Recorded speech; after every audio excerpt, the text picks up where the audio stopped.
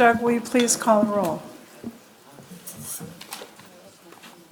Commissioner Alvarado. Yes. Commissioner Burke. Here. Commissioner Dunn. Here. Commissioner Arp. Commissioner Gilmetti. Present. Commissioner Guardino. Commissioner Kehoe. Commissioner Tavaloni. Commissioner Madaffer. Commissioner Van Konynenberg. Here. Chair Inman. Here. Senator Bell. Assemblymember Frazier. Madam Chair, we have a quorum. All right, we will begin our meeting today. So we're going to start with item number 74 today. Terry? Okay, good morning, Commissioners. Item number 74 is a department informational item to present the fourth quarter project delivery report. Caltrans will report on a successful year in which they were able to meet or almost meet most of the annual project delivery performance goals. Of the 282 projects that were scheduled to be ready for construction this past fiscal year, 99% or 279 projects were delivered. Mike Keever from the department is here with a presentation on this item.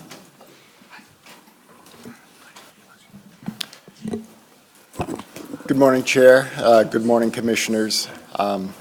Mike Keever, Acting Division Chief for Project Management, while Jim Davis is evidently still on his job sampling tour and finding his way home. Does he still work here? Today. Okay. Where are you working today, Jim? Still got a job, we're good.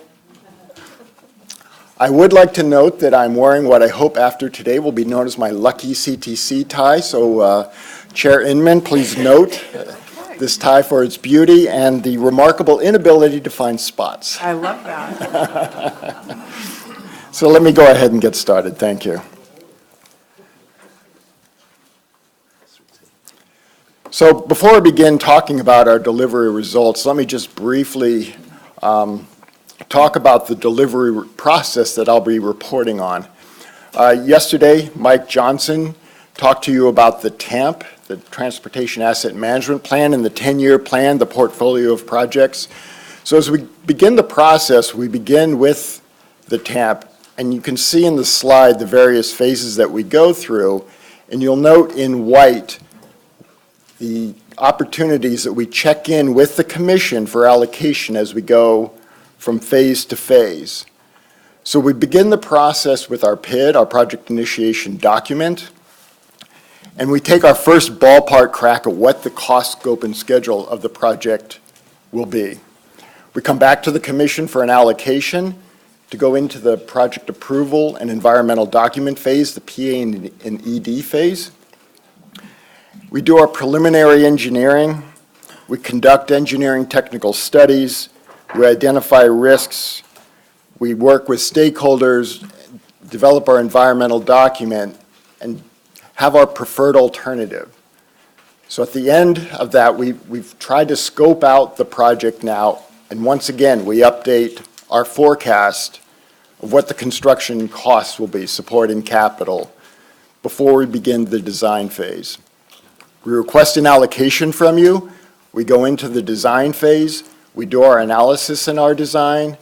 We get all of our permits.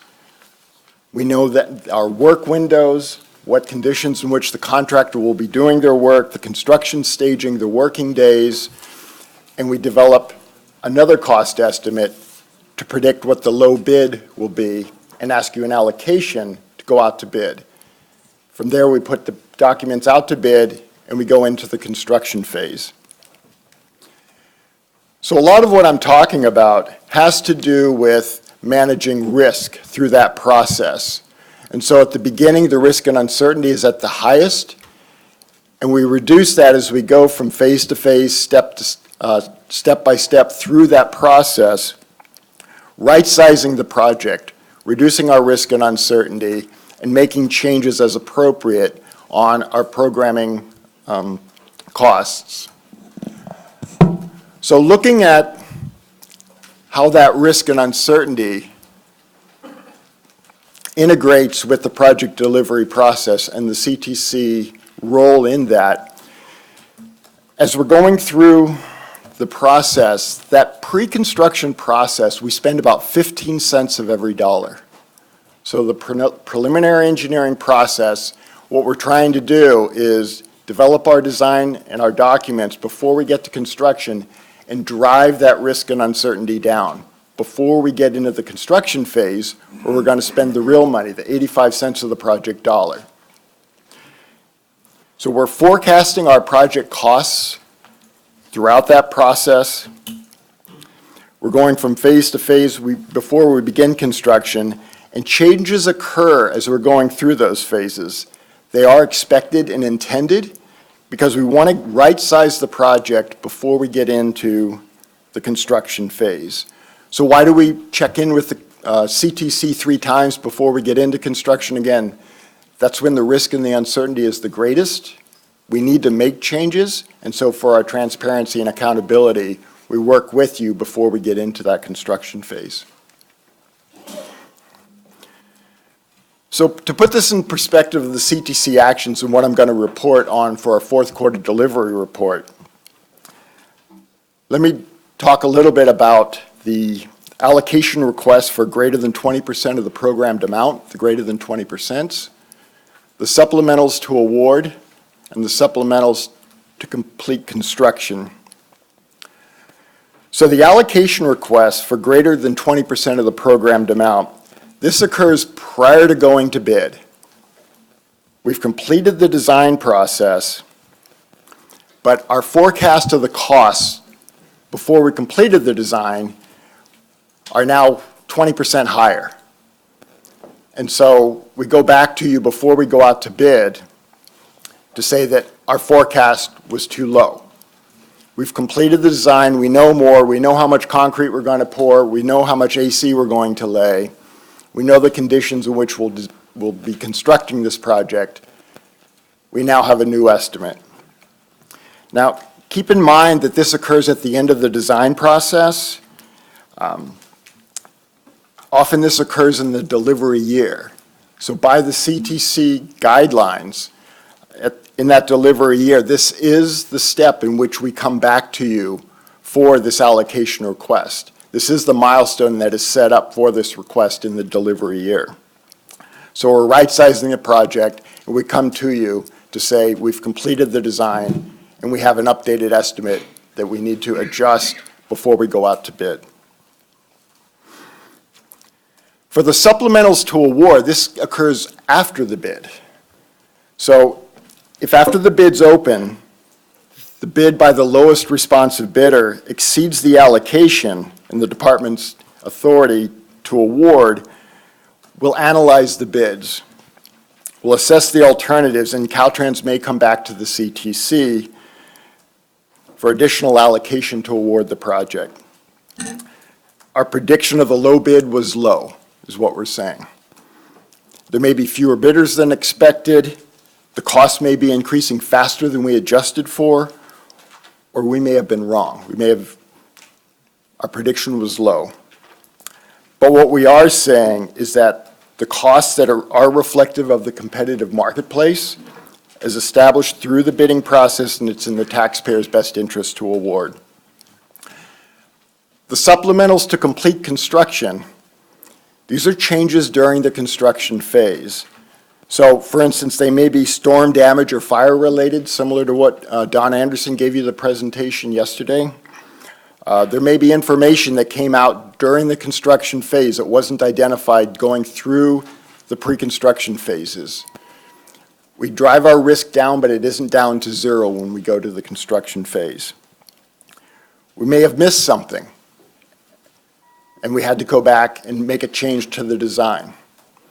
Mostly, we're successful, though, in reducing that risk and getting into the construction phase, and I'll be able to show that in some of the slides to come, how often we come back for a supplemental to complete construction. So, in the agenda items to come, you will see one greater than 20%. There will be 6 supplementals to award and 2 supplementals to complete construction as part of the agenda. So let me talk about our performance. And I'd say overall, the department did pretty well. And you may say back to me, Kiva, there's 2 boxes checked. How can you say that? You're going to have to explain this a little bit more. And so that's true. So the first 2, going through the draft environmental document phase and the project approval phase, we met our annual goals. The next 4 goals, 100% is the goal. So anything short of 100%, we didn't meet the goal, we don't check the box. No gold star. We did certify most of our projects for right-of-way, and we did, as Terry mentioned, deliver 99% of our projects through the design phase and had them ready to go to construction. We almost always use all of the allocated right-of-way funds. This year we did not, and in June, Jennifer Loudon reported to you that there was, in particular, the Coordinated Border Infrastructure Program project, that there were some problems with utility relocation, and in her report to you said that we would not use all of our allocated right-of-way funds this year. With regard to the capital value ready for allocation, this really is associated with the projects that we deliver. It's sort of a technicality, the 84%. You didn't allocate because on a number of these projects, we delivered all the way through the end of the fiscal year, but your last June meeting, we were still finishing the projects. We asked for time extensions on a number of those. Ultimately, there was an allocation in August for most of those. But that's why you don't see us doing all of them. We programmed 95%, so that's probably more reflective of how we did. And then the projects completed through construction, I'll talk about that a little bit later, but we do want to see that number go up higher, but we hit 88%. With regard to our budget, so we did deliver 388 projects, shop projects, focusing on the shop for the interest of time. Our larger program, 388 shop projects completed construction last year, and we did it for 90% of the budget overall for that program. There's a lot of discussion at the last meeting regarding support costs. For those same 388 projects, our support costs were 97% of the overall budget. Now keep in mind, I'm not saying every project was within budget. The highs and the lows offset, but overall for the program, we were less than the amount that was budgeted for the program for those 388 projects. We note for you the risks that we manage in the fourth quarter report. In the fourth quarter report actually reported on over $500 million of risks. In this slide is a subset of those $361 million. I think the takeaway is this is a risky business. There is a lot of risk to manage going through the project delivery process, but also note the size of the program. So you see that footnote at the bottom, and maybe that should be more prominent. We have 917 projects out in construction currently with a construction budget of $9 billion. We have a very, very large program, and only a small subset of that comes to the Commission for action. Even with regard to the risks to be managed, we're able to manage through most of those risks and don't come back to you for additional funds for the most part. And so, wanted to kind of run through and take a look at our request coming back to you for CTC action. Yesterday, Clark Paulson talked to you about the management of the G20, and he went back to the 13-14 fiscal year, and every year we're able to manage within the G12 with savings, if you will. How often last year, we came back to you for greater than 120%, for less than 1% of the dollars. For the number of projects, less than 1% of the projects. We look back 5 years and similar results, less than 1% of the dollars and 1.6% of the projects. We came back for an allocation that was greater than 20% of what we had predicted in the previous estimate before we completed our design. For the supplemental to award last year, we had 29 $29 million of $1.7 million delivered, that's 1.7%. And 4.5% of our projects. Now, you may say 4.5, that's starting to get pretty high, that you're asking for supplementals to award. And I think part of that reflects the current environment that we're in. What does that mean? It means we probably need to increase our prediction of what the low bid is going to be. Probably a number of those really should have been greater than 20% requests to you instead. But it would be one or the other, right? Because what we're saying is, from the time we began the design phase till we completed the design phase, our prediction of the costs have gone up.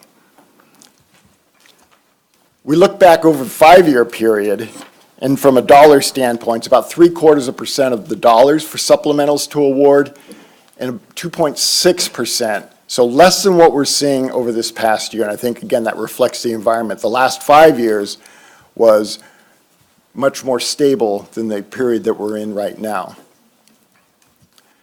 For supplementals to complete construction, again, this is when our exposure is the greatest. We've come back for about 0.5% last year and 1.2% of our projects. And we went back over the last 5 years and a little over 0.5% of the dollars and 1.4% of the projects for the last 5 years. So I talked about all of the risk that we're managing. Overall, if you look at from the standpoint of the supplementals that we request, we're able to manage through those risks fairly well. That large portfolio of $500 million of risk manifests itself in a relatively small number of supplementals. I did want to end with an update to you on the bidding environment.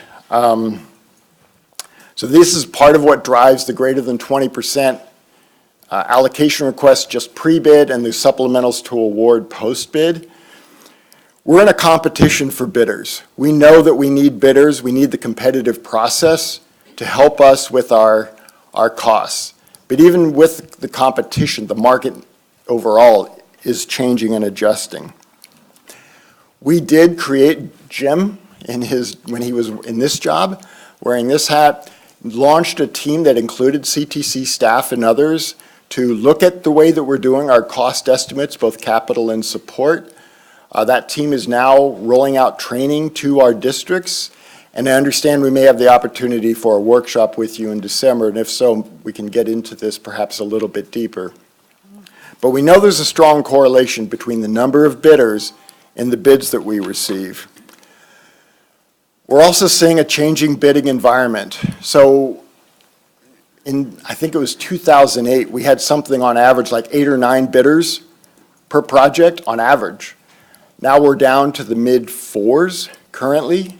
And some projects we're down to 2 bidders. And so it is a challenge. And even if we have bidders, it's the subs that are still, the primes are trying to compete for subs to do the work. So sometimes you may have the same sub on multiple bids. So as far as the competition goes, that's affected. Keep in mind in this current environment, as the primes are also competing for subs to do their work, we're predicting our cost estimate when we go out to bid, it may have occurred 6 months before the bids are open. A lot can change in that 6 months. The primes, they may not know what their bid is an hour before they submit it, right? They're still on the phone working deals, trying to find out from their subs what they can do to get that. So we're being asked to predict 6 months ahead of time what's the low bid going to be. The prime may not know that until right before they submit their bid. When the market isn't changing and it's not so volatile, we're able to do a better job of that. It's a challenge right now. And this is my last slide. I wanted to point out, this is a graph looking at a construction cost index. And this looks at everybody that submitted bids, so not just the low bidders. If you go back to 2004, you see some of the changes that have occurred. But look at what happens in 2018. So through the first 2 quarters of 2018, our construction cost index has gone up over 20%. It's changed a lot. And I talked about when we do our cost estimate, The supplementals to award that you're going to see, for instance, at this CTC meeting, they are the data that makes up that spike, right? They weren't aware of that spike at the time they did their cost estimate. They are the data that makes up that spike. And so right from underneath their feet, if you will, they did their cost estimate. Before we could allocate and put these projects out to bid, things were changing. It's changing that fast right now.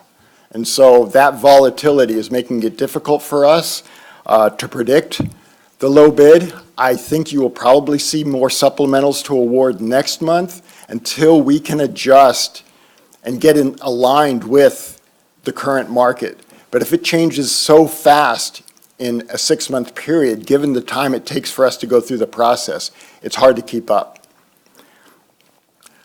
And so that concludes my, my presentation on the fourth quarter delivery report, and I'd be glad to take any questions. Thank you, Michael. Questions? Commissioner Alvarado? Yeah, as I'm driving around, and by the way, congratulations. And we know that the majority of the projects, there is no issue. And I guess you can just see our frustration on those that do come forward We understand that. when we're missing by 150, 60%. And that is frustrating, because that's what gets out. And pretty much that's the reputation that we get as construction managers. But as I was driving up and down the freeway, I noticed there's a lot of joint ventures. And that concerns me for a couple of reasons. Number one, are the bid packages so high that one contractor can't swallow it all? Whether it's employees, whether it's bonding capability, those things start to worry me as you get bigger and bigger. And we went through this the last time we had the construction boom, where the projects kept getting bigger and bigger, and then we made a concerted effort to go back and break them up, so that smaller contractors, you get more bidders that way. So I was just and I think I mentioned that to you, Susan, last month, for us to check with Director Berman on the size of the projects being awarded. So, those are just a couple of things, especially in this market, I think that we need to look for. And, and I know it's a lot of work. It's the same amount of work doing a big project as babysitting a little project. But those are things that we have to be conscious of. And it allows those little guys to grow and medium guys to grow to be big enough to start swallowing bigger projects, because it just takes a while to bid your bonding capacity. So those are just a couple of things that I'd like to just bring forward. And we do try to have a diverse portfolio of projects. We are working with the industry to try to grow the industry, so it is also in our best interest to have those small businesses come in and grow and compete. And we have our own outreach, and we're working also with the construction industry with apprenticeship programs. I think they have something I just learned about called helmets to hard hats. So as military come out and getting them into the trades that we need, so that there's a larger labor pool. And Janice Elias has reported a number of times, I think, on our work to try to bring in more small and disadvantaged businesses as well. And Caltrans is probably one of the biggest supporters of the pre-apprenticeship programs, especially in the inner cities. We put a lot of kids on those, kids, everybody's a kid to me right now. We put a lot of people. All of us? Yeah, Grandpa. We put a lot of folks to work on the graduates of those pre-apprenticeship programs on Caltrans finance jobs, and they were instrumental in starting the Mandela training program when the Cypress freeway went down. So you guys are doing a lot of great work on that part, probably a lot of work that you don't get credit for, but that's what it's going to take. Our issue now is, we really don't have, to a certain extent we do, but we really don't have a labor shortage. There's a lot of people waiting in line to get into trades. We have is a supervision shortage. And if if you're gambling, when you talk about risk, these guys are the last of the great, entrepreneurs. They put everything on there, two bad jobs away from going under. When you're putting your company out there with somebody who's never run a job for you before, you're taking quite a risk. So, we have to, I think, we as a union, and I think maybe Caltrans needs to get involved in the leadership development part of it, as well as, DBEs and everything else. It's just another kind of responsibility that we have to the industry. But overall, I think, workforce development, probably nobody does it better than Caltrans. Thank you, Commissioner. Commissioner Gometti? I agree with Commissioner Alvarado wholeheartedly on his comments. This bidding environment's not going to get any better very soon. There's a lot of private competition. Home builders building subdivisions, et cetera, all compete with the same kind of contractors that Caltrans uses. I do have one question. On that 15-cent slide, to 85, how much of that money, what percentage of that money is spent on engineering design versus environmental work? The environmental, when we break down what you can, the actual activities that go into the environmental, it's a very small portion of it, and we have a report we've been working on. I don't have it in my hip pocket, but it's a very, very small If you could sliver. just find out and then tell Susan, she'll get back to me. We can, and certainly that could also be part of the workshop if we're able to have the Okay. workshop. Thanks, Michael. I think Commissioner Arp, want to go next, and then Commissioner Dunn? I will defer to Commissioner Dunn first. Okay, ladies That's first. scary. Commissioner Dunn. Thank you very much for the presentation. I think we're all going to get sick of this word, but you're part of a disruptive industry sector, not just in California, but all over the world. You already know that. And this is all, the data that you present today, information you present today is all part of that disruption that's going on. And everybody's competing for talent and for dollars, infrastructure in a global economy, especially a strong economy. And I think that's what's so interesting about watching this bidding environment from the local level to certainly Caltrans. But in a world where your competitive advantage is looking more and more at data analytics, and maybe this is a topic for the workshop, is I would really take a strong look at not just comparing Caltrans to Caltrans, but how is Caltrans delivery methodology compared to what's happening with local transportation agencies' delivery methods? How does that compare to the private sector delivery where they can be a little bit more nimble, perhaps? What's happening in other states? I know we're California, I know we're different, but what lessons are other states and maybe other countries learning as we're competing for talent and for companies' attention to deliver our projects in California? Maybe those are topics that you could take a look at the workshop so that we can learn the lessons that others are learning and maybe are more nimble. Because I hear you very carefully when you say, expect, more increases to come to you, more project allocations to come to you. Well, I get that, but I also want to know a strategy of how that can be moderated because of lessons we're learning from the rest of the world that Caltrans can benefit from. And last but not least, I'm hearing from the private sector, and certainly we have a conference with about 1,400 of my closest friends in Los Angeles on Mobility 21, and workforce development is a huge issue. One of our agencies, I think they have to pay people a greater amount of money just to get them to participate in a project because they're attracting people with longer commutes. Talk about climate change issues. We have to pay people to drive more to come to work in our projects. Very interesting information going on right now. And so anything that both public and private sectors can do to increase workforce development opportunities, I think would be a great knowledge, great partnership to have. So thank you very much for that. So I would certainly agree with you, Commissioner Dunn, that the department needs to adapt to the changing environment and can't just simply say we're reacting and here's what happened. We are working, we do actually, as it happens, have a contract with Iowa State University doing some business analytics for us to try to understand the data that we have.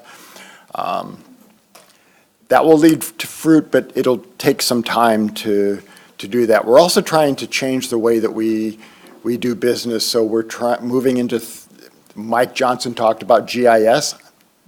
We're working to expand the capabilities of our GIS system, which ought to help us become more efficient, moving more to a three-dimensional world. Ultimately, BIM processes that are used in the vertical industry, we're looking at how we can utilize those in our industry. You're seeing some of that with the automated machine guidance that the contractors are doing. As fabricators are starting to move into the use of 3D models, and so we're exploring that as well. Some of our accelerated bridge construction techniques where we pre-engineer, prefabricate, and bring things out and try to do things more quickly are part of that adaptation that you can hopefully do things more efficiently. Part of what we talk about is trying to take more, I talked about that $1.15 and 85 cents. We want as much of that to go to the hard asset as we can, and what can we do to reduce the cost of the development of the project in order to do that, and that's what we're focused on right now. Thank you. Commissioner Hart. Yes, thank you. Commissioner Gilmetti asked about portion of projects that are environmental. And my question is, we need a clear definition of what you consider environmental costs, because in my view, what I might consider environmental costs, you probably don't. I think you have a much more, I think Caltrans has a much more restrictive definition of environmental costs than some of us might have. For instance, well, we're going to be looking at a project here in a little while that needs some extra money. The whole project basically is redoing the septic and the sludge and handling of a rest stop. To me, that whole project is environmental, and I'm not sure that you guys label it that way. Now, that doesn't mean the project doesn't need to be done or that we give it a different priority. I just think we had to label it correctly.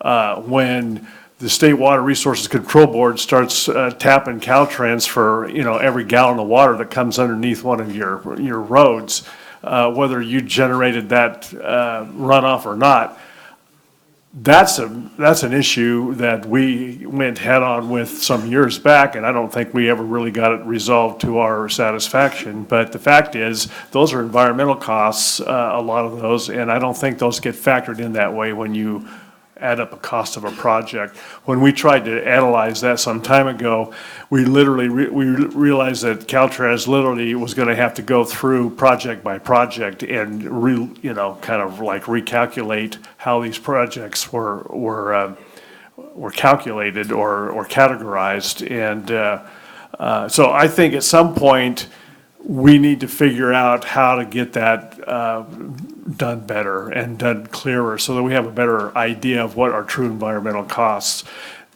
I want to be clear, it doesn't mean that we are, that I'm being anti-environment. I think all of us want clean water, all of us want clean air, all of us want the environment to be protected, but we need to at least figure out the cost of it so that when we have to sit down at some time and figure out what the cost-benefit ratio is, we can have a better idea of whether it's worth spending an extra $500 million to get maybe a 2 or 3% improvement in an environmental. That's what we have to start looking at and say, okay, what's the benefit here versus the cost? So to me, we have a lot of work to do in that area, and I don't know how we would go about starting to do that, but that's my view. So in response to that, maybe I'd say two things. One is we have tried to capture those costs, and I think you've hit on it in that we can only measure what we have information on, and so we have the direct costs of going through the environmental process that we have been able to report on back to you in the past. And that's what I was talking about in response to Commissioner Gilmetti. Those costs tend to be a very small part of our overall delivery cost of that 15 cents. The environmental process and the laws and everything that go with that are so integrated into our project delivery, it's hard to separate those, right? It's part of the overall process that we go through. And so it's an integral part of our standard procedures and our projects that we deliver. And I think that's part of the challenge of trying to segregate what you're talking about. It's just that, I know, because we've been through that, we've had that conversation in the past, not me and you, but me with Caltrans and maybe some of us, others of us as well. The problem that I see is that if we don't, it just hasn't been a priority to try to categorize projects in a different way. You have a certain way that you figure out capital costs, environmental, costs and so forth. And it probably hasn't changed a lot over time. And I'm just wondering, in a day when those regulatory requirements are much, much broader and far-reaching than they've ever been before, why we don't take a little bit more time to try to figure out what those true costs are, so that we can at least have a way to gauge and measure as we go down the road. Some years back, when the State Water Resources Control Board, they laid a new permit requirement on you that was, in my view, completely outlandish. The cost of it would have actually, at that time, in terms of what we were spending on the highway program, or the SHOP program, it was actually about as much money as we had for the whole program. And it was like, they weren't concerned about it. That was just the way they were looking at it. We had to take it to the governor's office and say, look, we got to redo this. This is so far out of touch that we can't even run a program here. So to me, we just need to be able to know what we're spending money on and then make value judgments, just good, clear value judgments as we go down the road. Great. Other commissioners? Commissioner Thank you for the Vandenberg? presentation, very helpful. At the risk of echoing what's already been said, Commissioner Arp has brought this up 3 times. I've only been on the commission a year, and he's brought this up 3 times, and we're not getting traction on this. So might I suggest that staff, at some date in the future, come back with a framework of how we might quantify costs. So a resource agency makes comments that changes the design of the project. So the project was going to be 40 million, but because of the comments the resource agency made, the now project's cost is going to be 60 million. I think what Commissioner Arp is saying is we need to calculate that delta and keep track of that over time to see what that's the true environmental cost, not just doing the NEPA or the CEQA, but that's the environmental cost, so that's transparency. Part of what we do is transparency. And so let's have that discussion, whether it be in a workshop or a future, because Commissioner Arp, before he dies, wants to have this dealt with, and I've heard him now say it. Yeah, so you better hurry up. I'm concerned that we're not moving to a date where we can have that better discussion. Second point I would make is I think it's no coincidence that the spike in 2018 that we see in this graph corresponds with the $25 billion that we put into the system through this commission in allocations in the last 12 months. So I know that you guys, and Jim, I know you guys are thinking strategically of, okay, how are we going to adapt and overcome and get better to live under this new environment and still deliver all the things we need to deliver. So let's set a time at January, March, April, somewhere where you come back and say, okay, here are the top 5 strategies we got to live with. Because all the people who are sitting behind you, they're having the same problem. Right. And they need your leadership help to figure out how are they going to, I mean, the conversations I had with all of them is, man, we now thought our project that we got a grant for was going to be 100 million, but we just found out it's probably going to be 120 million. And so they want to hear your strategies and what you come up with and what your knowledge you come up with as well. So let's set a time at a future commission meeting where you guys say, okay, we know what the problem is. Here are the strategies we're going to pursue to live under this new environment and still deliver and meet all the goals under the shop that you guys have to meet in the next 10 years, because that's really the bottom line. So thank you. This is kind of a first step, but I think if we could have those two different items on a future agenda, I think that would get a lot to getting us down the road, hopefully. I would suggest perhaps a workshop or something. I think might be a Great. good forum to have that kind of a discussion, because I think we could probably spend a good amount of time on that. Commissioner Gometti? I know we're probably running out of Yeah. time on this item, but, look, I'm in the same business basically as you guys are. We're faced in the home building business with the same subcontractors, et cetera, and the same regulations, and I'm going to dwell on the regulations. What I'd like to see, I think sometimes people just acquiesce to a regulation instead of challenging it. We've challenged regulations in the past, come up with compromises that are a lot cheaper to achieve. And I would like to see Caltrans push back to the area of common sense. And I'm not sure some of these regulatory agencies have any common sense. But I'm convinced that the Caltrans employees do have common sense, and we ought to be pushing back a little bit and challenging some of these regulations that are increasing these environmental costs. I agree with Commissioner Arp, we don't want dirty water, we don't want dirty air, et cetera, but there's somewhere in between in this field of common sense that I think we can all work with and be satisfied with. So I would encourage the department to push back occasionally on some of these regulations. Thank you for your presentation, Mike. Sounds like Jim has a new job, huh? Okay, so I think we're going to have to wrap. I just want to add a couple things in closing.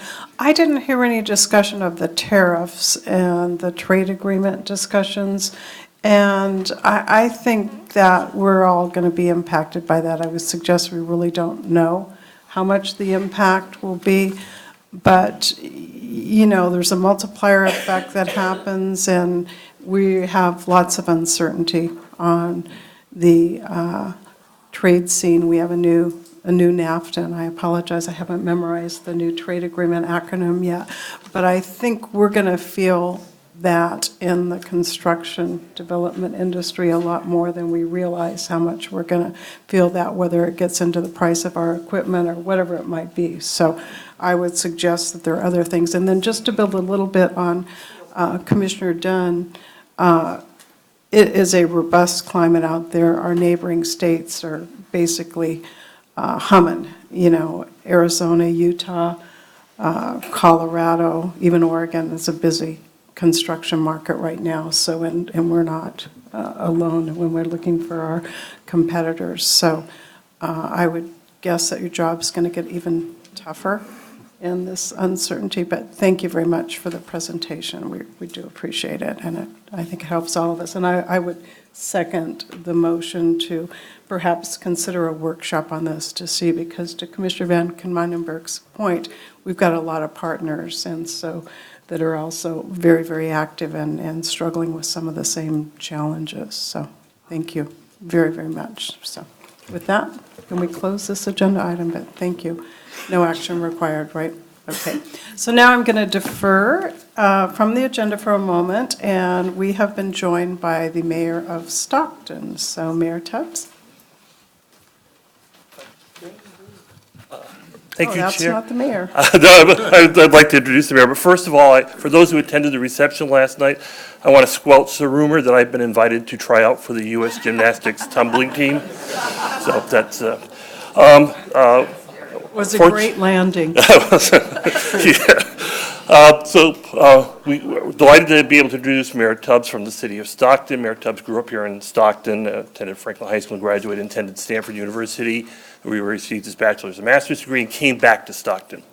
Ran for the Stockton City Council and was elected from the south part of town, District 6, and then ran for mayor 2 years ago at the age of 26 and won with over 70% of the vote.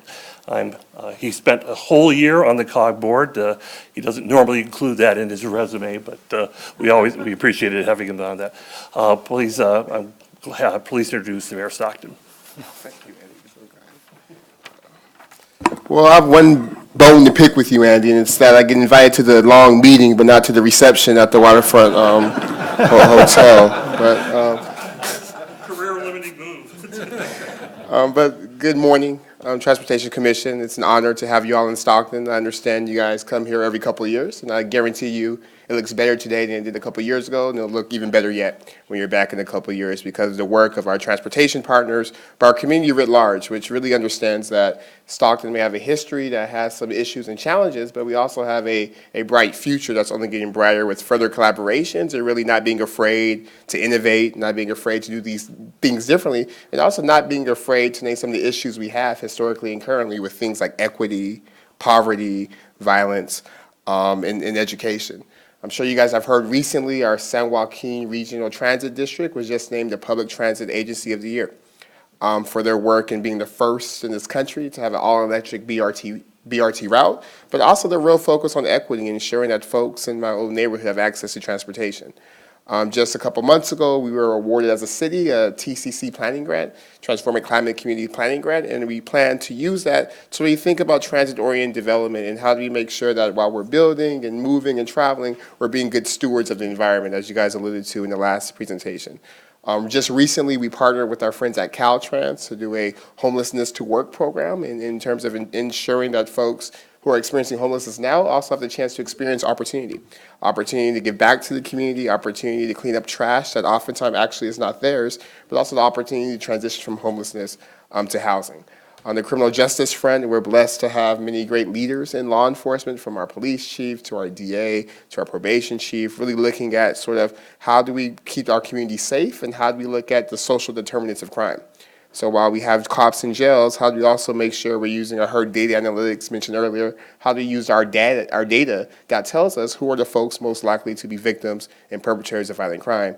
It's no surprise that oftentimes those folks are folks who live in communities that don't have many transportation options, communities that often bear the brunt of environmental impact, communities that are high in poverty and low in opportunity, and communities that we all understand it's our collective responsibility to figure out that we can't do everything, but we do have a moral responsibility to do something.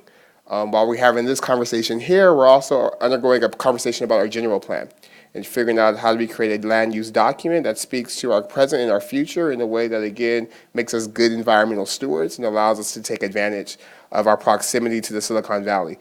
Just on Tuesday, we had a report from City Lab that talked about all the steps we need to take to build an innovation economy in Stockton, and no surprise to you all, transportation is a big part of that. So we're also very thankful for past, present, and future allocations from this commission as we seek to increase connectivity to Silicon Valley so that folks aren't sitting in traffic 6 hours to work 8 hours and come home and sleep six more. So with that, again, I say thank you. Welcome to Stockton. We are appreciative of the work you all are doing. And again, I just want to brag for a little bit about all of our great transportation partners, from COG to RTD to Amtrak to Caltrans to everyone I forgot. We're also working with CalStart.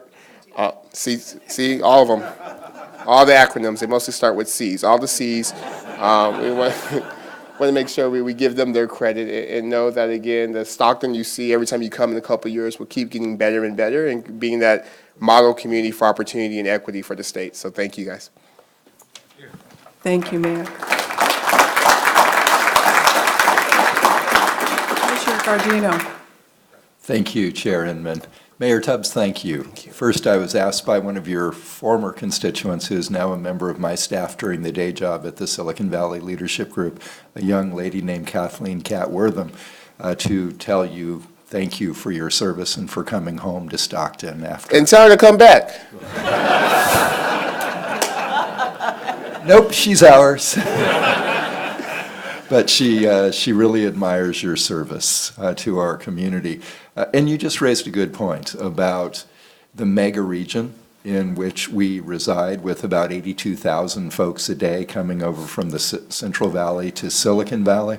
It underscores the importance of the Altamont Commuter Express that helps about 3,500 of those folks get out of their stalled cars and onto rail cars, and that's a start, but obviously we need to do a lot more. But everything you just mentioned hinges on a decision that voters are going to make in 19 days as to whether we rescind Senate Bill 1 and the $5.2 billion each year in existing transportation funds for 6,500 improvements already allocated, 7 out of 10 of those for highway and bridge safety and street maintenance and pothole repair, but also the transit alternatives that you referenced, with a portion of those funds, about $750 million a year. Have you and your council spoken publicly about what's at risk in those issues around SB1? And if so, could you elaborate at all? Yeah, absolutely. I think one thing we do well is speak. So we speak often about how SB1 and the benefits it has for our local community. I think my vice mayor is part of the statewide campaign. He has done like radio ads and commercials about how for Stockton, SB1 is important for all the improvements we want to see in the community. So that's something we're not shy about talking about, especially if it's going to go to improve our roads and also our connectivity to the good jobs that you help the Silicon Valley get. Thank you, Commissioner. All right, well, thank you, Mayor. Keep up the good work, and we will be back. Hopefully I'll still be here. Carl, don't be poaching the mayor.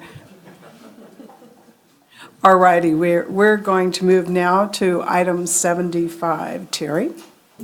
Okay, thank you. Commissioners, item number 75 is a department action item requesting an initial construction allocation of $8.5 million, which exceeds the programmed amount by more than 20%.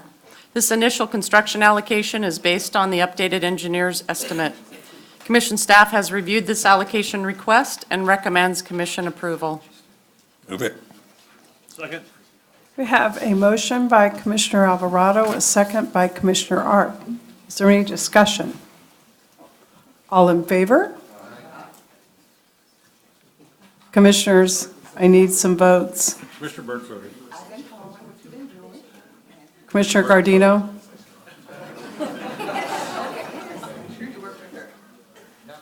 Carl, we're moving along, Carl. I need a vote. I have a motion on the floor and a second to approve item 75. There's a motion and a second. There was no discussion. Forgive me, when you said 75, I thought you were talking about Jim Arp's age. I vote in support. Thank you. Commissioner Burke, I think you voted, right? Okay. So anybody opposed? Anybody abstaining? That motion carries. Got a wild crowd here, Dee. Item 76, Terry. Commissioners, item number 76 is a department action item requesting an additional $1.2 million in construction capital to award the contract for a bridge rehabilitation project. At the time of the initial allocation, the department did request a larger funding amount than what was originally programmed to try to account for the higher bidding environment and account for higher construction costs throughout the region. But the current bidding trends are still beyond what was expected for this item, or for the items related to this work. So this is an increase to award the contract, and commission staff has reviewed this allocation request and recommends approval. Second. Have a motion by Commissioner Gilmetti, a second by Commissioner Alvarado. Any discussion on this item? Hearing none, I'll call for the vote. All in favor? Aye. Anybody opposed? Anybody abstaining? Motion carries. Item 77, Terry. Okay, item number 77 is a department action item requesting an additional $3.6 million in construction capital to award the contract for a safety improvement project. Scope of work on this project includes work on a bridge. Area contractors who normally bid on bridge projects are booked. Contractors from out of the area are bidding, but they're bidding higher due to mobilization costs, equipment and material hauling, and risks associated with unfamiliarity with the regional labor force. Commission staff has reviewed this allocation request and recommends approval. We have a motion by Commissioner Gilmetti, a second by Commissioner Van Konynenberg. Is there discussion? Hearing none, I'll call for the vote. All in favor? Aye. Anybody opposed? Anybody abstaining? Motion carries. Item 78, Terry. Okay. Commissioners, item number 78 does have a few minor changes, and you do have a yellow revised in your packet. This is a department action item requesting an additional $11.7 million in construction capital to award the contract for a multi-funded project in Shasta County that will improve safety and widen approximately 7.5 miles of Interstate 5 from 4 to 6 lanes. 4 bids were opened in August of 2018, and the lowest responsive bid was higher than the engineer's estimate. This supplemental fund request is for an additional $6.2 million of TCEP state funds and $5.6 million of STIP-RIP funds to cover the non-shop portion of the cost increase. Most of the cost increases were due to items related to work on the multiple bridges in the corridor. Commission staff has reviewed this allocation request and recommends approval. We have a motion by Commissioner Gometti, a second by Commissioner Dunn. Any discussion? Hearing none, I'll call for the vote. All in favor? Aye. Anybody opposed? Anybody abstaining? Motion carries. Item 79, Terry. Okay, Commissioners, item number 79 also has a few minor changes, and you do have a yellow revised copy in your packet. This is a department action item requesting an additional $1.5 million in construction capital to award the contract on a safety enhancement project. And this project is at various locations along a 67-mile stretch of Interstate 5. Commission staff has reviewed this allocation request and recommends approval. We have a motion by Commissioner Gometti, a second by Commissioner Dunn. Any discussion? Hearing none, I'll call for the vote. All in favor? Aye. Anybody opposed? Anybody abstaining? Motion carries. Okay, we'll move on. Terry? Okay. Item number 80 is a department action item requesting an additional $531,000 in construction capital to award the contract on a traffic safety improvement project. Three bids were open in June of 2018, and the lowest responsive bidder was 48% above the engineer's estimate. Scope of work on this project includes installing rumble strips, pavement markers, and the newly required 6-inch wide lane striping. The department has experienced an unpredictability of prices on projects that involve the 6-inch striping requirement. Commission staff has reviewed this allocation request and recommends approval. We have a motion by Commissioner Van Konynenberg, a second by Commissioner Dunn. Is there any discussion? Hearing none, all in favor? Aye. Is there anyone opposed? Anybody wishing to abstain? Motion carries. Item 81. Okay. Item 81 is a department action item requesting an additional $550,000 in construction capital to award the contract. This shop project, located in San Joaquin and Stanislaus counties, proposes the same scope of work as the project listed in tab number 80, and the reasons for the cost increases are the same as those listed in number 80. Commission staff has reviewed this allocation request and recommends approval. We have a motion by Commissioner Van Konynenberg, a second by Commissioner Alvarado. Is there discussion? Hearing none, all in favor? Aye. Anybody opposed? Anybody abstaining? That motion carries. Okay. Commissioners, the next two items, number 82 and 83, are both supplemental funds to complete construction. Number 82 is requesting an additional $817,000 in construction capital to complete construction. This is a shop project located at the Gold Run Safety Roadside Rest Area on Interstate 80 in Placer County. And this project proposes to upgrade the public wastewater system. Commission staff has reviewed this allocation request and recommends approval. Second. Okay, we have a motion by Commissioner Alvarado, second by Commissioner Arp. Are you making the motion for both items, or are we going to take them individually? We do it individually. Individually, Yes, okay, sorry. I just want to clarify there. So this is on item 82, 82. the motion by Commissioner Alvarado and the second by Vice Chair Arp. So any discussion? Hearing none, all in favor? Aye. Anybody opposed? Anybody abstaining? That motion carries. We'll move on now we discussed, or Terry presented 83. Well, no, I didn't yet, but I Oh, will. Yeah, okay. sorry, I was just trying to Okay. let you know that these Okay. two are both Okay. for complete construction. Commissioners, item number 83, there was one minor change on the change list, and it really had to do with the agenda. So there was a number that just, it was I think I don't know, rounding error or something. Anyway, this item number 83 is a request for an additional $14.7 million in construction capital to complete construction on a STIP project. This is one of the multiple contracts of the Marin-Sonoma Narrows Corridor project that will construct multiple improvements to this corridor and upgrade this expressway to a 6-lane freeway. This project is currently at 75% complete and is on schedule to be completed in June of 2019. Commission staff has reviewed this allocation request and recommends approval. Okay.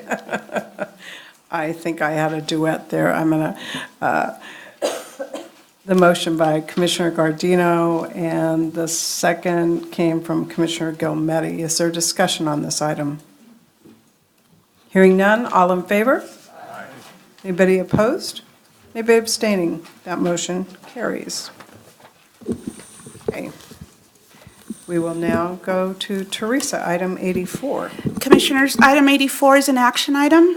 This is a STIP amendment.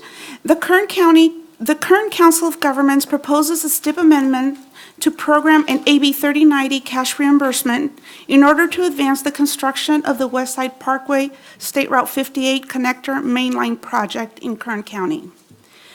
The project is currently programmed in 1920, but they are ready to proceed this fiscal year. They will use their local funds to advance the project. The reimbursement for this project will be spread over 4 years, beginning in fiscal year 1920.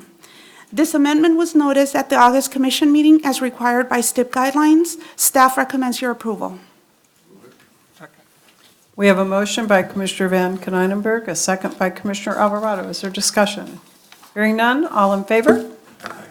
Anybody opposed? Anybody abstaining? That motion carries.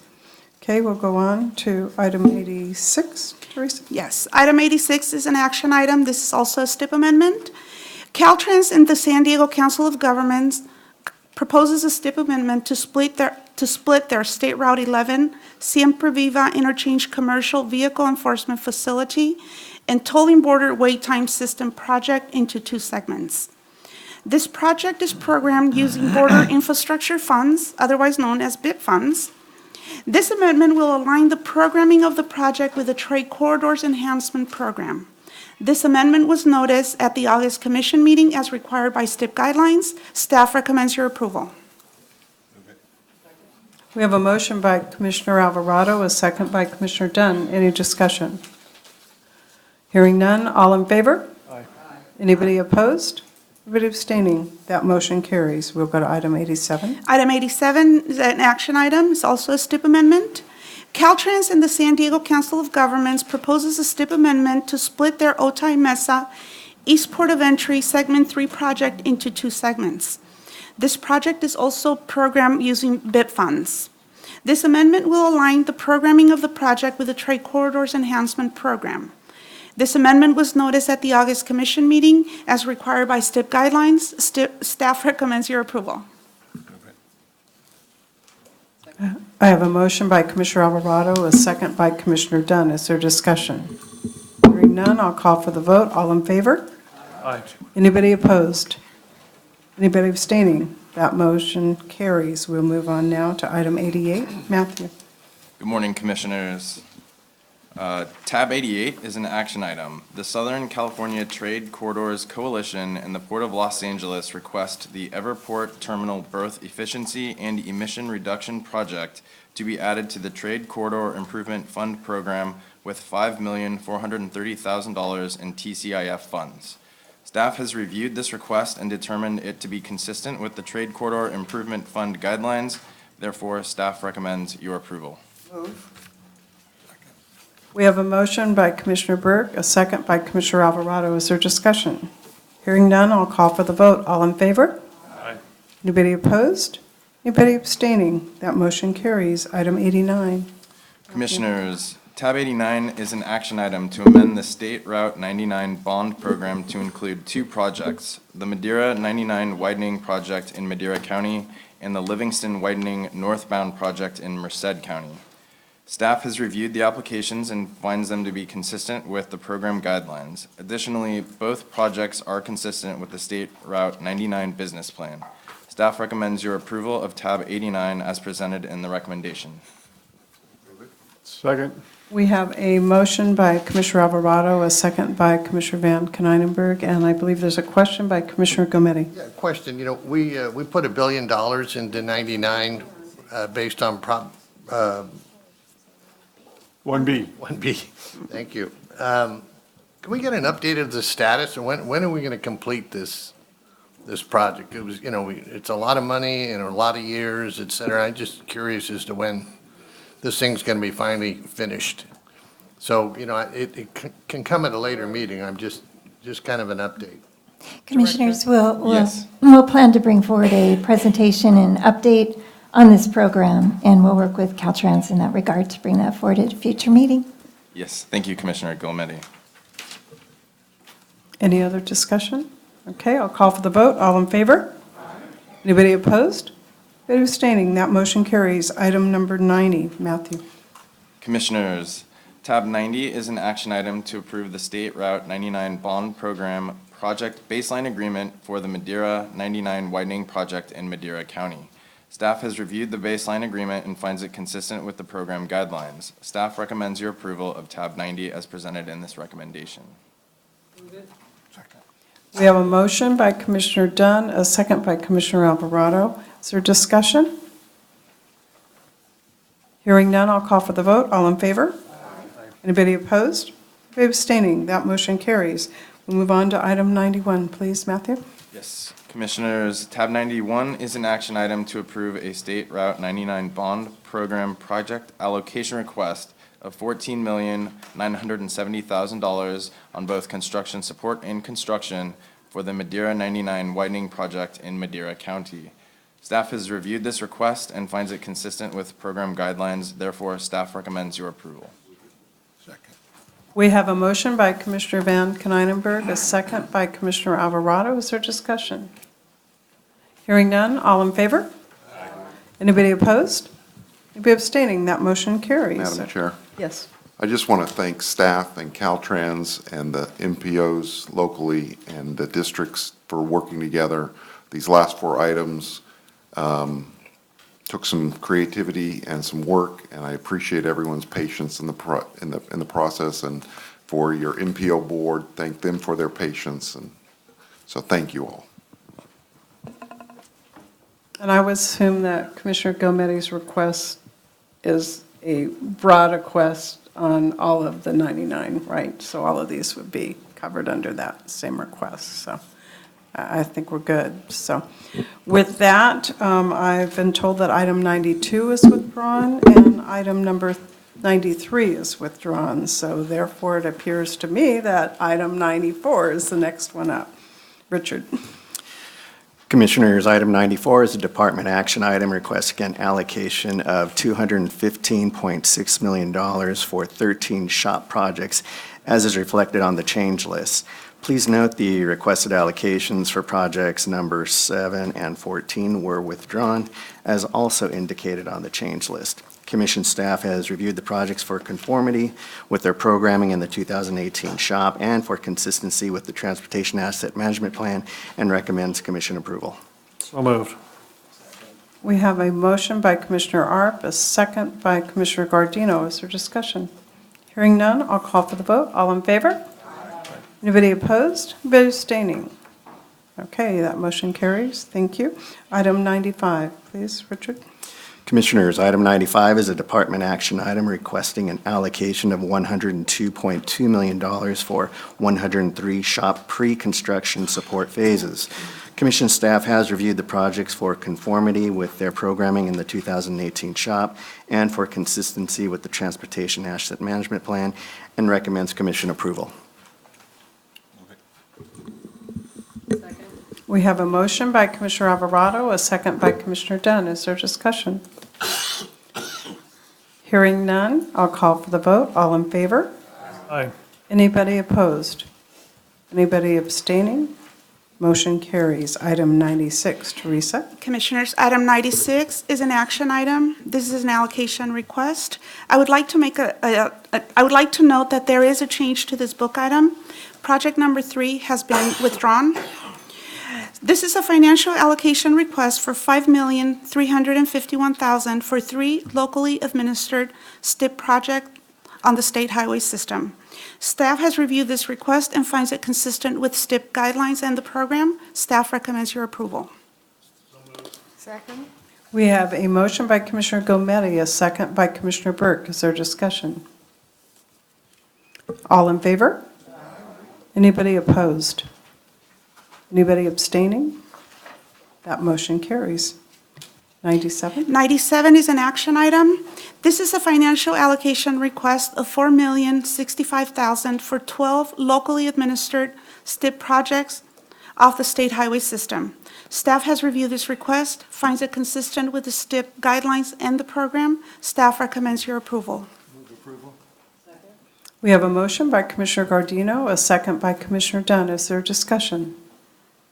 Hearing none, I'll call for the vote. All those in favor? Aye. Is there anybody opposed? Anybody wishing to abstain? That motion carries. Okay, we'll go to item 98, Teresa. Item 98 is an action item. This is a STIP allocation for a locally administered rail project. The request is for $3,500,000 for the Central Coast Layover Facility Expansion Rail Project in San Luis Obispo County. The agency is ready to proceed and is requesting the allocation at this time. Staff has reviewed this request and finds it consistent with STIP guidelines and the program. Staff recommends your approval. We have a motion by Commissioner Gometti, a second by Commissioner Dunn. Is there discussion? All those in favor? Aye. Anybody opposed? Anybody abstaining? That motion carries. Item 99. 99 is an action item. This is a STIP allocation request for a locally administered transit project. There's a change to this book item. Project number 3 has been pulled. The request is for $9,526,000 for 4 locally administered STIP transit projects. The agencies are ready to proceed and are requesting an allocation at this time. Staff has reviewed this request and finds it consistent with STIP guidelines and the program. Staff recommends your approval. We have a motion by Commissioner Burke, a second by Commissioner Dunn. Is there any discussion? Hearing none, all those in favor? Aye. Anybody opposed? Anybody abstaining? Motion carries. Item 100. Item 100 is an action item. This is a Proposition 116 allocation request for a locally administered transit project. The request is for $2,483,000 in Proposition 116 bond funds for the Laguna Niguel to San Juan Capistrano Passing Siding Transit Project in Orange County. The agency is ready to proceed and is requesting an allocation at this time. Staff has reviewed this request and finds it consistent with the Prop 116 program. Staff recommends your approval. We have a motion by Commissioner Dunn, a second by Commissioner Alvarado. Is there discussion? I have a quick question on that. Yes, Commissioner. I'm just curious, I mean, Prop 116 was passed, what, 25 years ago? Longer than that, I think. Yeah, it's been, I can guarantee you, it's probably when you were still in junior high school. Yes. Is there, how much money we have left in that program? I'm We just wondering how actually, long, how it's lasted this long. We do have 2 projects that remain unallocated after this allocation for about $9 million. Staff will be working with Caltrans to see if we can get those agencies to move forward with those projects. Unfortunately, we're limited, we cannot really move the money around because they're legislatively to those projects. So unallocated, we have $9 million. We have little savings of like about $3 million, but it's not very much money left. But Thank you. we have an allocation, so it is moving. Thank you. Just curious, where are the 2 that are still sitting out there? One of them is in Monterey County for the Transportation Agency for Monterey County, and the other one is the Parks and Rec. That's the Railroad Museum in Sacramento. We have been in contact with the Monterey. The other one, we are struggling to find the sponsor agency to be responsive. Any volunteers that want to lean in and?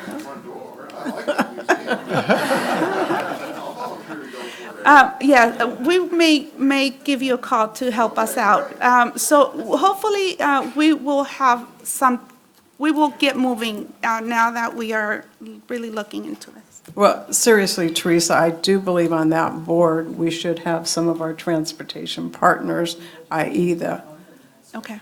Class 1 railroads, so I believe they're on that board, so happy to help wherever we can, because to Commissioner Arp's point, you know, these funds are getting a little long of tooth, as one would say. know. So, yeah.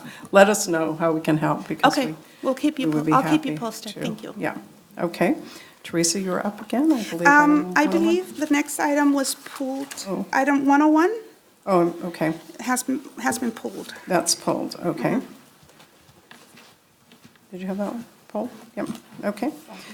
Okay, so next on my agenda says item 104, so lest Yes. anybody thinks we can't count, we've had to move some items around, but let's go please to item 104, so you are up, Teresa. Commissioners, item 104 is an action item. This is an allocation request of $7,373,000 for the Feather River Aquatic Organism Passage Project in Butte County. These funds are from the U.S. Forest Service Fire Settlement Fund. This is a federal earmark. Staff recommends your approval.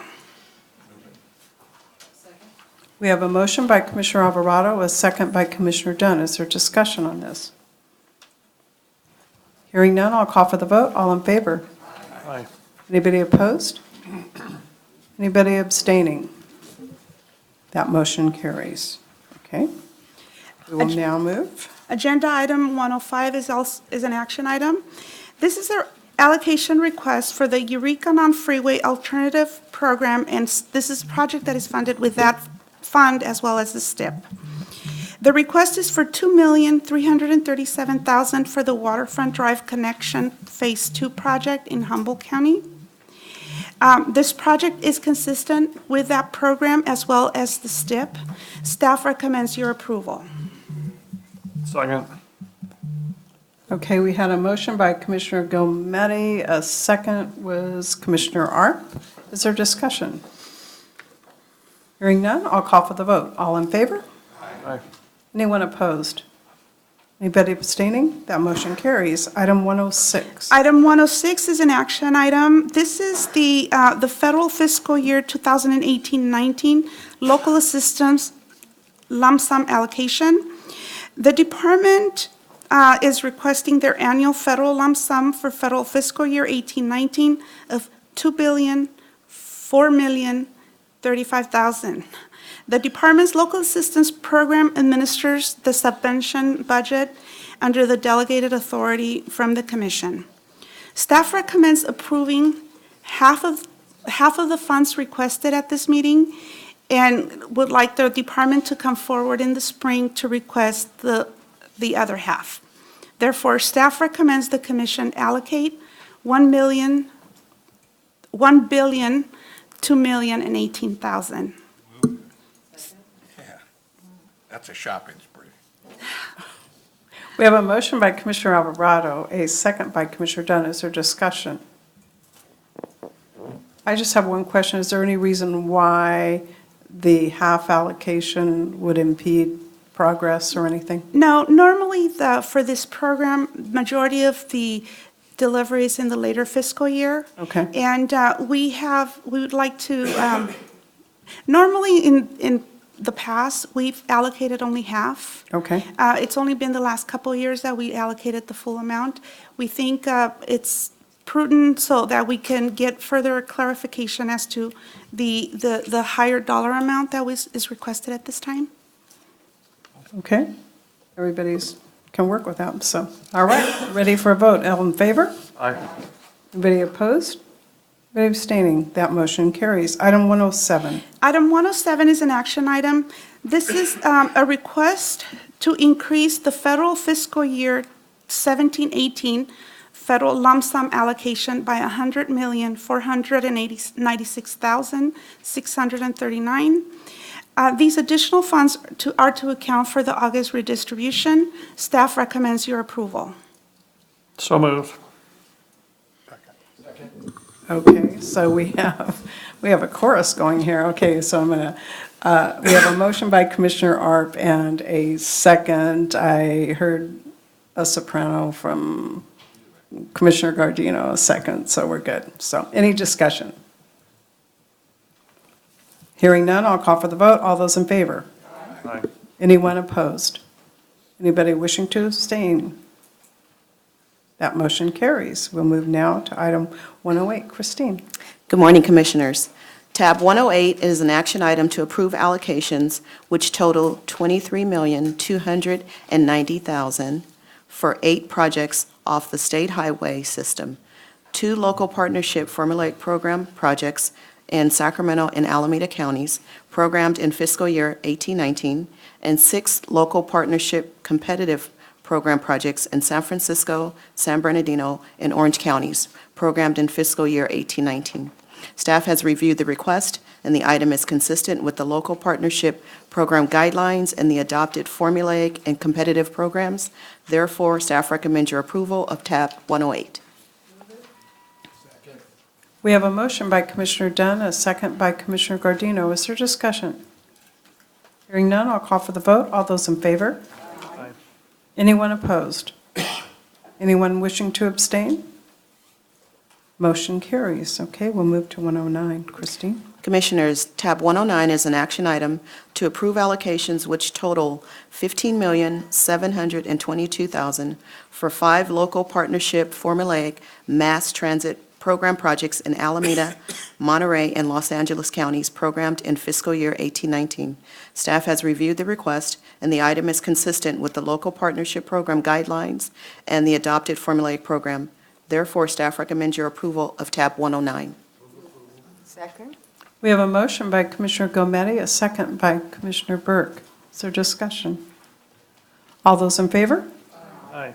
Anybody opposed? Anybody abstaining? That motion carries. Now we'll move to item 111.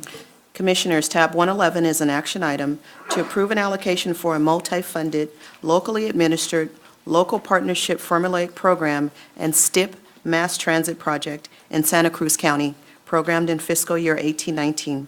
Staff has reviewed the request, and the item is consistent with the local partnership program guidelines and STIP guidelines. Therefore, staff recommends your approval of tab 111. We have a motion by Commissioner Alvarado, a second by Commissioner Dunn. Is there discussion? Hearing none, I'll call for the vote. All in favor? Anybody opposed? Anybody abstaining? That motion carries. Item 112. Matthew. Commissioners, tab 112 is an action item to approve a Trade Corridors Enhancement Program project allocation request of $2,317,000 on the plans, specifications, and estimates phase of the state-administered Trade Corridors Enhancement Program Advanced Technology Corridors at Border Ports of Entry project in San Diego County. Staff has reviewed this request and finds it to be consistent with the program guidelines. Therefore, staff recommends your approval. Move it. We have a motion by Commissioner Alvarado, a second by Commissioner Dunn. Is there discussion? All those in favor? Aye. Anyone opposed? Anybody wishing to abstain? That motion carries. Item 113. Matthew? Commissioners, tab 113 is an action item to approve a Trade Corridors Enhancement Program allocation request of $65,705,000 for construction support and construction, and a STIP allocation request of $9 million for construction of the State Route 57 Lambert Road Interchange Improvements Project in Orange County. Staff has reviewed these requests and finds them to be consistent with program guidelines. Staff recommends your approval. I have a motion by Commissioner Dunn. I have a second by Commissioner Alvarado. Is there discussion? Hearing none, I'll call for the vote. All in favor? Aye. Anyone opposed? Anyone wishing to abstain? That motion carries. Item 114. Lori? Yes, good morning, Commissioners. Item 114 is an action item. This item is to approve an allocation of $2,729,000 for 14 active transportation program projects. 9 of these allocations are being funded with SB1 funds, including $68,000 in design funds for the City of Patterson's 9th Street Improvements Project in Stanislaus County. This project will align 2 T intersections, install pedestrian sidewalks, and build over 2,000 feet of new sidewalk in the City of Patterson. This will increase safety for children walking and biking to school. These allocation requests are consistent with the ATP guidelines, therefore staff recommends your approval. So moved. Second, whatever. We have a motion by Commissioner Van Cuynen. Fast triggers over there, man. You gotta be on the. Your reaction time is slower the older you get. Oh. Well, you're speaking to somebody whose last name would not agree with you. Okay, we did have a second by Commissioner Arp. So, is there any discussion? Better not be. Oh, my goodness. All those in favor? Anyone opposed? Anybody wishing to abstain? That motion has carried. Item 115, Lori. Yes, item 115 is an action item to approve an additional $374,738 to the lump sum allocation for the California Conservation Corps' Active Transportation Program. At the June 2018 Commission meeting, the Commissioners approved a lump sum allocation of $7,625,262 for 34 projects. At the August Commission meeting, the Commissioners approved amending another 3 projects into the Corps' program of projects. The Corps is requesting an allocation of $374,738 of funds for those projects at this time. This will bring the total lump sum allocation to the Corps to $8 million, fulfilling the Corps' fiscal year 17-18 and 18-19 active transportation program allocations as designated in the Budget Acts of 2017 and 2018. Staff recommends your approval. So moved. Whoa, out of the gate, I had a very strong motion by Commissioner Arp, and the second was Commissioner Burke. So I love the enthusiasm here of my colleagues. So is there any discussion on this? I have just one question. You know, this program specifically to the Conservation Corps, I would hope that we could encourage some of those young folks to get into our transportation sectors when they consider careers. So I don't know what additional outreach we could do, but we talked about workforce shortages, and we have a touch point. So Yeah. I don't know if, you know, there's some of our recruiting programs that can happen with our apprenticeship programs or some of our Caltrans skill sets. Certainly all of our partners, whether they're in the transit, I mean, there's just wonderful careers in the transportation sector.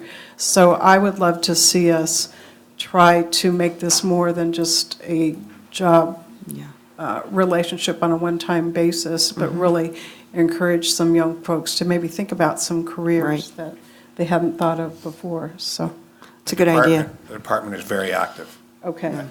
In that, they should be very proud of, as a matter of fact, of how active they are in the Okay. conservation. Okay, good. So I think this is Thank you. maybe. Metro, I know, has a program.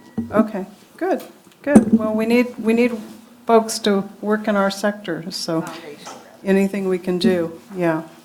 So with that, we've had a motion, we have a second. No further discussion, I'll call for the vote. All in favor?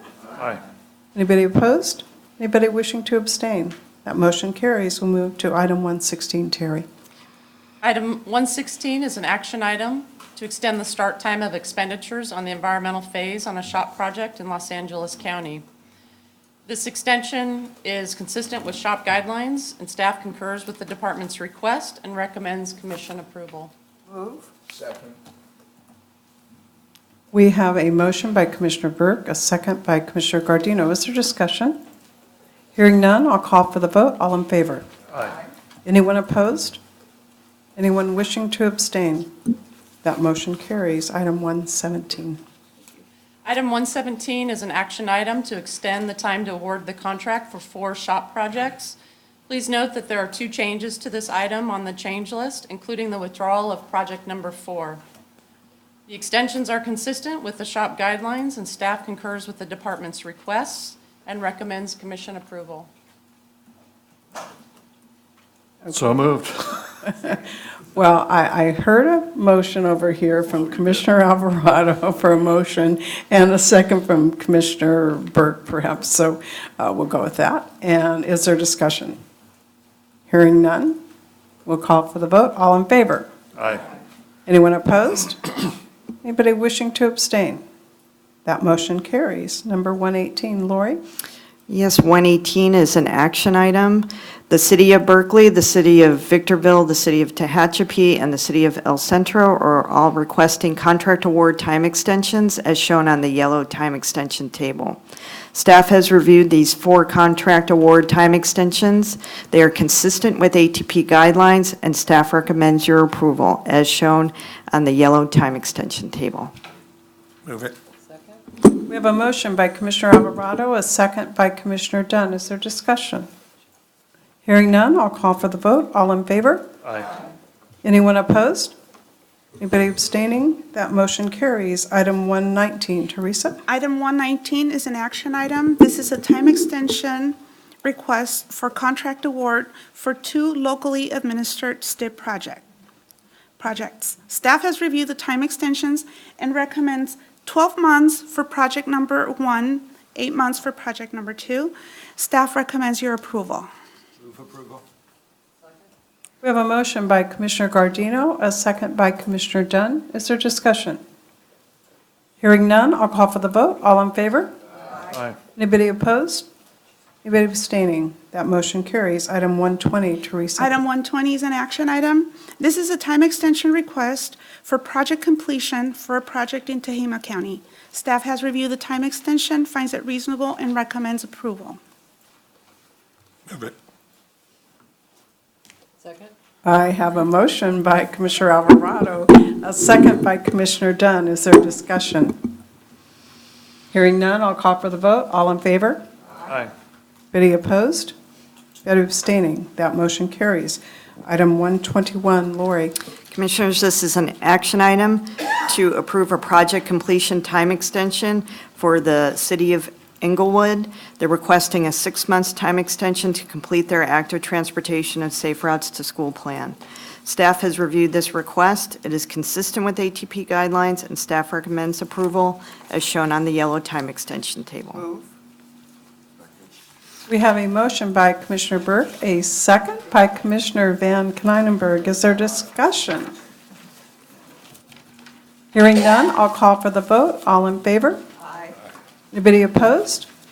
Anybody abstaining? Okay, that motion carries. So now we need to go back, but before we do, I just want to give a heads up or a shout out to our wonderful staff and to our partners, and it relates to a lot of the workshops and the guidelines, and it just occurred to me that when we're going through these last few items with the extension, there was nobody questioning what the guidelines really said or the interpretations. So I think on behalf of all of my fellow commissioners, we want to thank you all for the hard work, because those guidelines didn't just happen.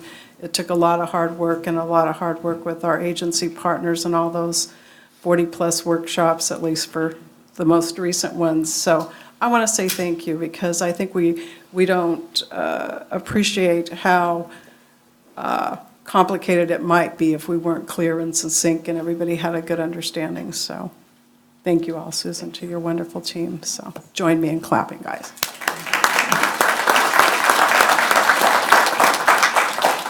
Okay, so we're not totally crazy. We now need to go back to item 102, which is an informational item. Apologize for the jumping around we do. I'm going to have to recuse myself for 103, but I can listen to the information in 102, which I will. So Okay. 102 first. Commissioners, agenda item 102 is an information item. This is an update to the 2018 Transit and Intercity Rail Capital Program. As requested in the August Commission meeting, Caltrans will be providing you an update to the 2018 Transit Intercity Rail Capital Program. This update identifies the awards by components and delivery fiscal years. This update will become the basis for future allocations for this program. Kyle Gradinger, I'm sorry, Kyle, Assistant Division Chief for Rail and Mass Trans is here to provide you a presentation on this item. Good morning, Madam Chair and Commissioners. This is the second time I've had to follow Mayor Tubbs in the last few months, and both times he's walked out before I've been able to tell him about the great projects that are coming to Stockton. They're going to give him choices to get to Sacramento and me choices to get to Stockton. So maybe sometime he'll stick around. I can't wait to talk to him about that. All right, so I'll begin with the title slide. All right, so I want to give you an update on the Transit Intercity Rail Capital Program and the work that we've been doing with Commission staff, with Teresa, and with staff in my office and agency as well. And I'll just dive into it. So the Transit Intercity Rail Capital Program is a program funded primarily through cap and trade dollars and also through SB1. These are competitive grants for transformative capital investments that the primary objectives of which are to reduce greenhouse gas emissions, expand and improve transit and rail service to increase ridership throughout the state, improve system integration, so to ensure that these investments we're making are tying into each other and creating an integrated and seamless mobility network across the state, and to improve safety. And there are also additional objectives aimed at ensuring benefits to disadvantaged and low-income communities, multi-agency coordination. We work very closely as well with Air Resources Board and our delivering agencies to ensure geographic equity and provide benefits to freight movement. The program is a few years old now, and this is we are now in the third cycle of awards. And in 2015 and 2016, we announced nearly $700 million or $600 million in awards. And in 2018, in April of this year, we announced the largest package yet, with over $4 billion of awards when you include the 2018 multi-year awards, which I'll talk about in a moment. That approximately $5 billion in awards has gone to 56 projects and has leveraged over $22 billion in local and federal dollars. 54 of these projects are going to contribute direct, meaningful, and assured benefits to disadvantaged communities. Quick walk through the process of selecting these projects. A call for projects, the intention is to have a call for projects every 2 years. And so my staff at Caltrans works with agency to develop the guidelines and put out a call for projects and release the phone program guidelines. Those projects then are submitted from local agencies, and then the evaluations, or the applications are evaluated by Caltrans staff working with ARB to look at whether they meet the greenhouse gas targets as well. Those packages are presented to a senior executive panel for evaluations, and then CalSTA is ultimately responsible for selecting the projects to be awarded, and then that set of projects is presented to the commission. So a quick overview of what we awarded this year in the April round. We had 28 awards for rail and transit statewide. That's going to help us purchase 365 new zero-emission or electric buses across the state, 28 light rail vehicles, 272 new BART vehicles to reduce congestion in the Bay Area, over 80 intercity and commuter rail coaches across the state. We're going to be funding transit and rail route extensions, and I think even as important as route extensions, service frequency increases. We'll be funding BRT and hot lane bus projects. Many of those will be on corridors that are leveraging Solutions for Congested Corridor project benefits as well.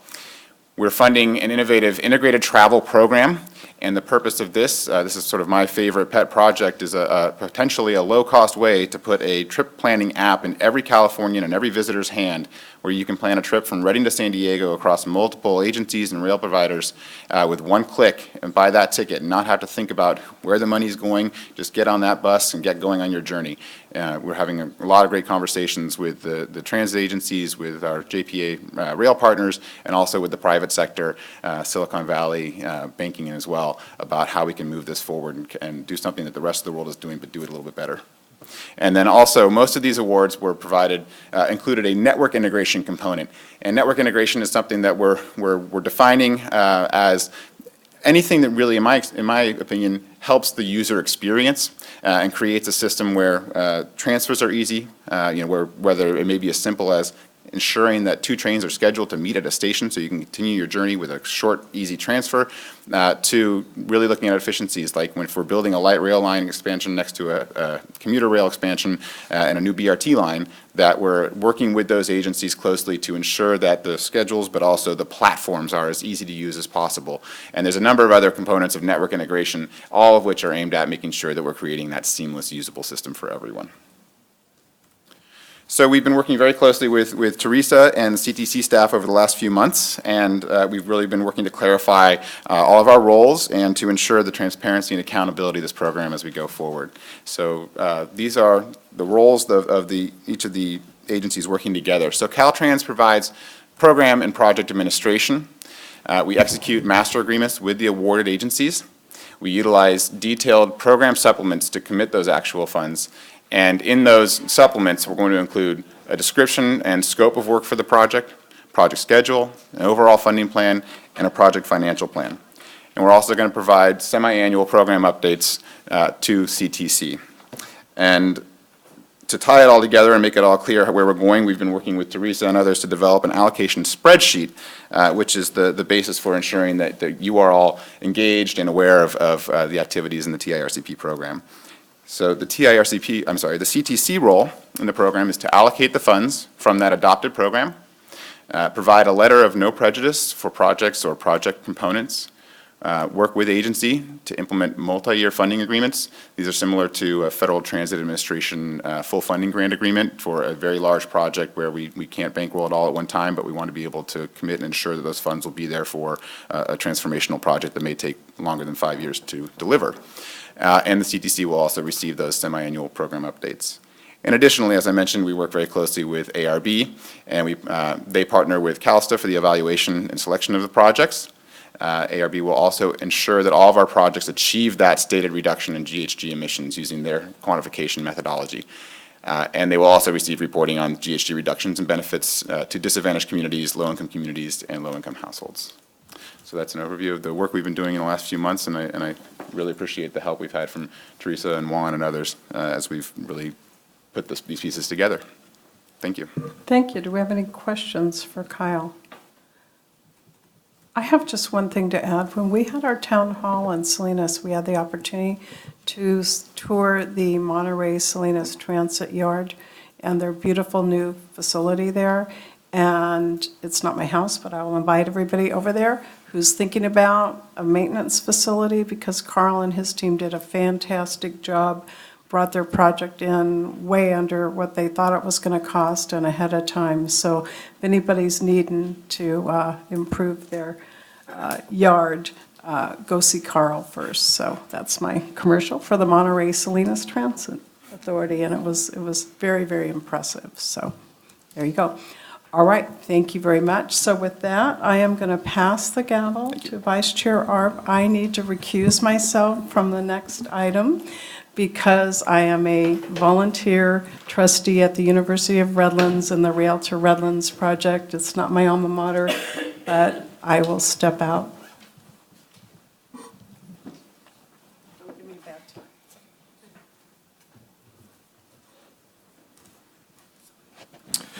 Okay, item number 103, Teresa. Commissioners, item 103 is an action item.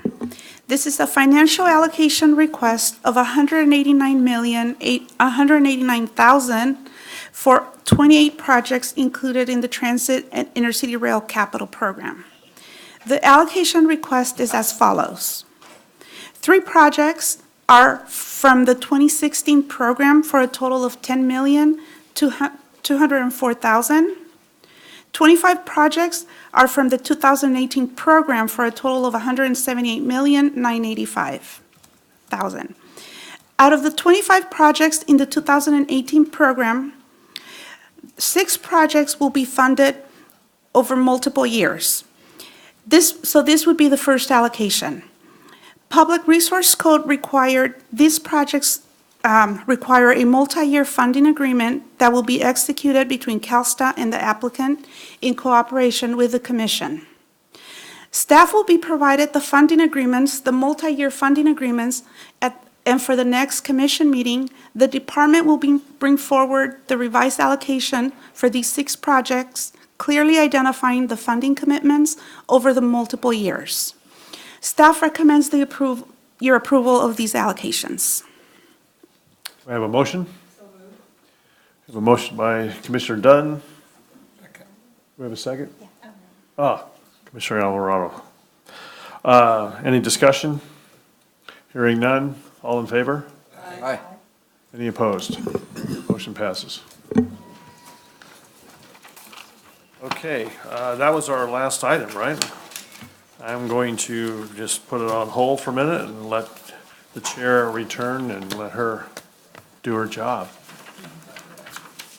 Okay, but I have to share, while I was out, I did learn that Andy's daughter is a University of Redlands Bulldog grad. So there you go. It's a small world. It's all good. So there you are. So with that, discussion from Commissioner Gardino? Yes. If I may, Sharon and colleagues, 2 items.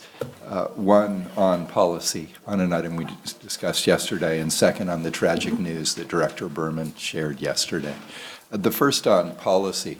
While we were hearing yesterday about the application of funds for street maintenance, pothole repair, highway improvements, and bridge safety, almost at the same time, the nonpartisan national study on the trip data came out for the United States on the conditions of our highway systems and local streets and roads across the country and in all 50 states. And I think some of this bears repeating. In the U.S., the average commuter, the average motorist, wastes $599 each year because of the conditions of our roads and highways. And that is in shocks, in alignments, in tires, and in the simple fact that we get worse gas mileage when there isn't better traction on our roads. That adds up on average for the average motorist of $599 per year. Oh, how nice it would be to be average.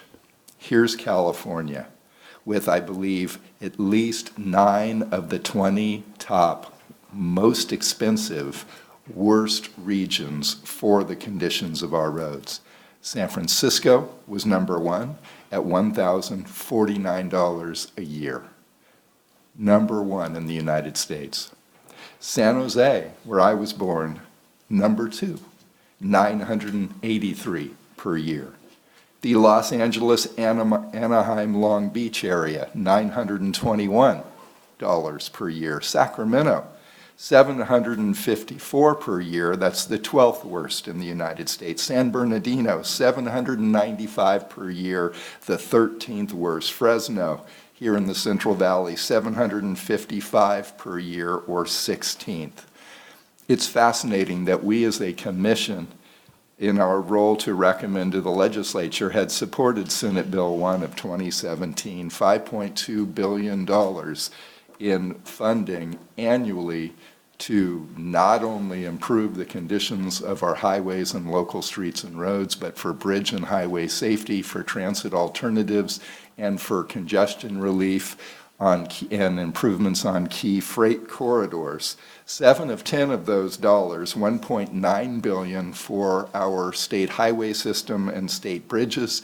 We have 51,900 state highway miles, 13,000 state bridges, $1.8 billion annually for our 305,000 local lane miles, 12,000 local bridges, hundreds of thousands of culverts. I find it fascinating that that trip data came out while our voters are being asked to rescind those already existing funds for highway and bridge safety, road maintenance and pothole repair, transit alternatives and traffic relief, and the 6,500 improvements that are already going out, in part because of the great work of this commission and our partners throughout the state of California. So I think that trip data is important that we continue to express to hardworking Californians, often living on the margins, of the money we can save every single family by improving our transportation systems.